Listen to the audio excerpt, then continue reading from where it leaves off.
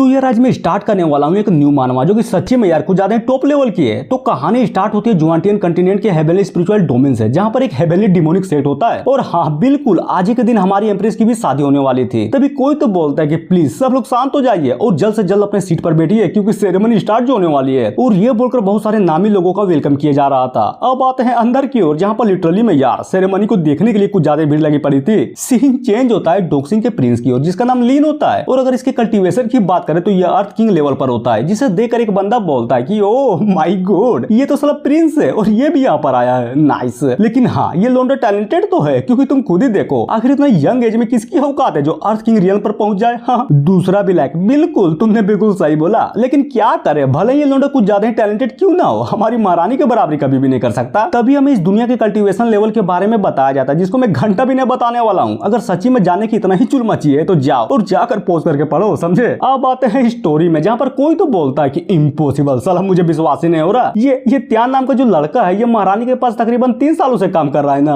और जहाँ तक मैंने सुन रखा है कि ये लोंडा साला कुछ ज्यादा ही नल्ला है और ऊपर से बस 1 स्टार का वॉरियर भी। तो आखिर महारानी को भला इससे क्या हो गया जो इस चूतिये से शादी करने के लिए तैयार हो गई। गड़बड़ नहीं लगती क्या तुम लोगों को? हाँ, जिसे सुनकर दूसरा बंदा भी डरते हुए बोलता है कि अरे नहीं यार, जो भी बोलना है ना कम से कम धीरे तो बोल। अगर किसी ने सुन लिया ना कि तुम महारानी के होने वाले हस्बैंड का मजाक उड़ाए जा रहे हो तो काट डालेंगे तुम्हें, समझे। इसलिए अपना मुंह बंद रख। अब आते हैं सेक्ट के अंदर किसी और जगह पर, जहाँ पर एक बंदा फुल उदासी में बोलता है कि क्यों नहीं बताओ आखिर क्यों, ये मेरे साथ क्यों होता है। मानता हूँ उस दुनिया में मेरी घंटा नहीं जाती, लेकिन ये थोड़ी ना कि अचानक से ये टाइम ट्रेवल करके मैं इस कल्टीवेशन वाली दुनिया में आ जाऊं। तभी हमें इसके बारे में बताया जाता है कि इसी का नाम त्यान है। और हाँ अपन का मेन कैरेक्टर भी, जो कि पूरे के पूरे डेमोनिक सेट का एक हैंडीमैन लड़का है। अरे यार नहीं समझे क्या? अरे वही जुगाड़ू आदमी, समझे। वो बोलता है seat seat seat seat seat, ये क्या बकचोदी है और मैं करने क्या जा रहा था।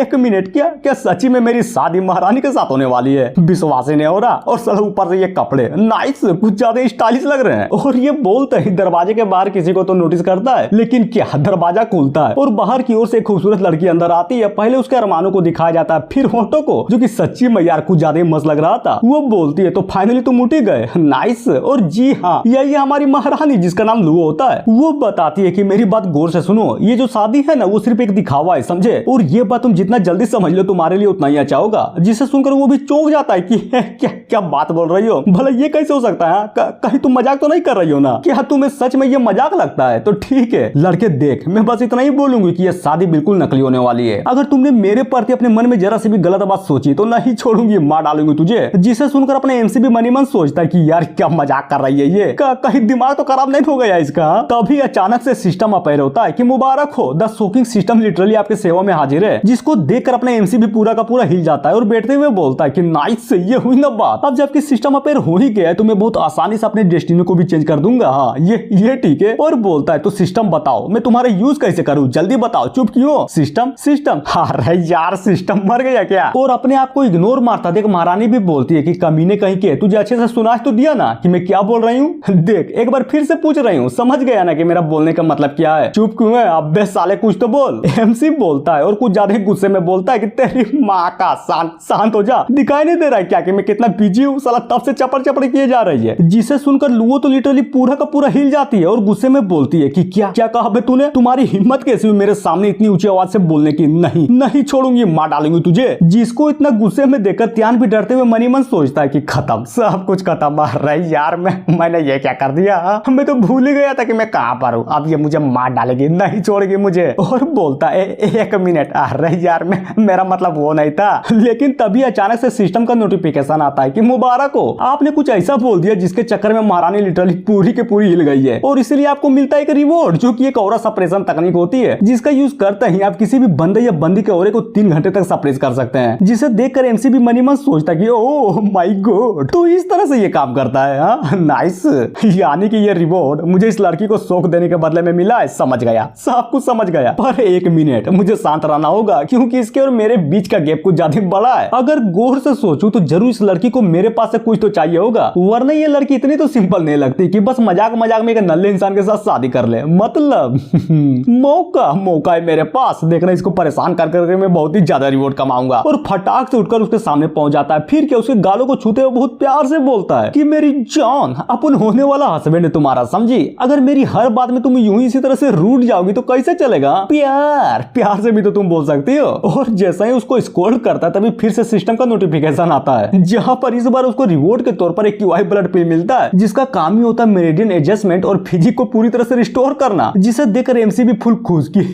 ये हुई ना बात, नाइस। अब देखना चला हर बात में नोक-झोंक करूंगा, पहला तो दूर की बातों से ही परेशान कर दूंगा इसे। जिसको इतना करीब देखकर महारानी भी शर्माते हुए बोलती है कि साले कमीने कहीं के हिम्मत कैसे हुई मेरे सामने ये सब बोलने की। हाँ, तभी एक बार फिर से सिस्टम का नोटिफिकेशन आता है कि फिर से मुबारक हो, आपने फिर से महारानी को लहरा दिया, इसलिए रिवॉर्ड के तौर पर जो QI ब्लड पिल मिला था ना, उसको खाने की जरूरत नहीं है, क्योंकि हमने ऑलरेडी तुम्हारे मेरिडियन में डाल जो दिया है। और यहाँ तक कि गोल्ड रैंक कल्टीवेशन को भी अवेकन कर दिया गया है, जिसको हम 10 फोल्ड कल्टीवेशन भी कह सकते हैं, समझे। लेकिन क्या एम्प्रेस तो गुस्से में थी और अपनी पावर को रिलीज किए जा रही थी, दूसरी तरफ उसके गुस्से का पूरा फायदा अपने MC को ही जा रहा था, जिसके कारण लिटरली उसका कल्टीवेशन कुछ ज्यादा तेजी से बढ़े जा रहा था। अब आते हैं लड़की की ओर, जो कि अटैक को करने के लिए बढ़ चुकी थी और फाइनली कर भी देती है, जिसके प्रेशर के चलते अपने MC भी दूर उड़ जाता है। लेकिन महारानी इतने में ही थोड़ी ना रुकने वाली थी, वो बहुत तेजी से त्यान की ओर बढ़ने लगती है। फिर क्या, उसके ऊपर बैठते हुए फुल गुस्से में बोलती है, तो बोल कैसे मरना चाहोगे, हाँ काट दूं या फिर झटके में मार दूं तुझे। जिसकी बातों को सुनकर अपना MC भी डरते हुए मनी मन सोचता कि बाप रे, लगता है ये मजाक नहीं कर रही है, बल्कि सच्ची में यार अपने होने वाले हस्बैंड को मारकर विधवा बनना चाहती है ये। क्या करूं यार, क्या करूं। हाँ,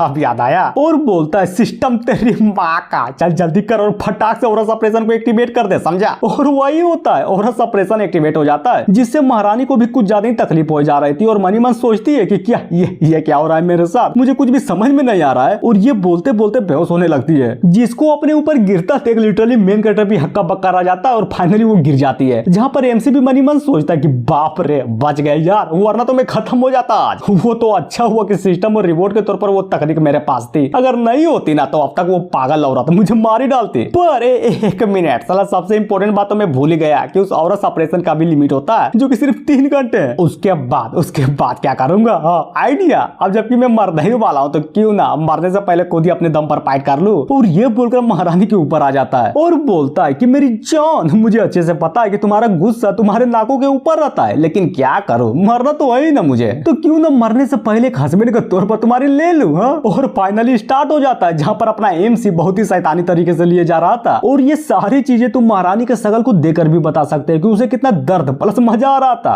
अब आते हैं 3 घंटे बाद, जहां पर कर्मकांड फाइनली खत्म हो चुका था और अपना MC खिड़की के सामने खड़े होकर बोले जा रहा था कि नाइस, आनंद, इसकी माँ का परम आनंद। क्या चाहिए आखिर एक इंसान को, हाँ यही तो चाहिए कि मजे में जिंदगी कटे। और महारानी से बोलता है कि देखो तुम मुझे मारना चाहती थी, लेकिन क्या, उसके बदले मैंने तुम्हारी मार ली। हाँ मैं जानता हूँ कि मैं बहुत बड़ा नल्ला हूँ और मेरी औकात नहीं है जो मैं तुम्हारी जैसी एक पावरफुल एम्प्रेस के हस्बैंड का टाइटल भी होल्ड कर सकूं, पर क्या तुम्हें सच में लगता है कि मैं बेवकूफ हूँ? मुझे अच्छे से पता है कि हमारी शादी सिर्फ इसलिए हो रही है क्योंकि तुम्हें मुझसे कुछ तो चाहिए। क्यों, एकदम सही बात बोली ना मैंने। महारानी भी लाइक, शांति, मुझे बहुत शांति से काम लेना होगा। अगर मैंने इसको एट द मोमेंट पर मार डाला तो मुझे नहीं लगता कि वो हेवनली डिमोनिक मैनुअल मुझे कभी भी मिल पाएगा, और अगर ऐसा होता है तो हमारा सेक्ट फिर कभी भी राज नहीं कर पाएगा। तभी कपड़े को पहनते हुए बोलती है, तो ठीक है, जो हो गया सो हो गया, हम इसके बारे में बाद में देखेंगे, लेकिन हाँ चलो जल्दी करो क्योंकि वेडिंग सेरेमनी का टाइम हो चुका है। जिसे सुनकर मेन कैरेक्टर भी हिल जाता है कि क्या, मतलब सच्ची में तुम्हारी इज्जत लूटने के बाद भी तुम मेरे जैसे एक हरामी मर्द के साथ शादी करना चाहती हो? हाँ, विश्वास ही नहीं हो रहा। और ये बोलकर बहुत गौर से बस उसको जाता हुआ देखे जा रहा था और बोलता है, हो बाप रे, लगता मैं अभी भी उसके काम का हूँ। नाइस, बच गया मैं तो, वरना इतनी गंदी हरकत करने के बाद तो वो मुझे कभी भी जिंदा ही नहीं छोड़ती। Good good good good good good good.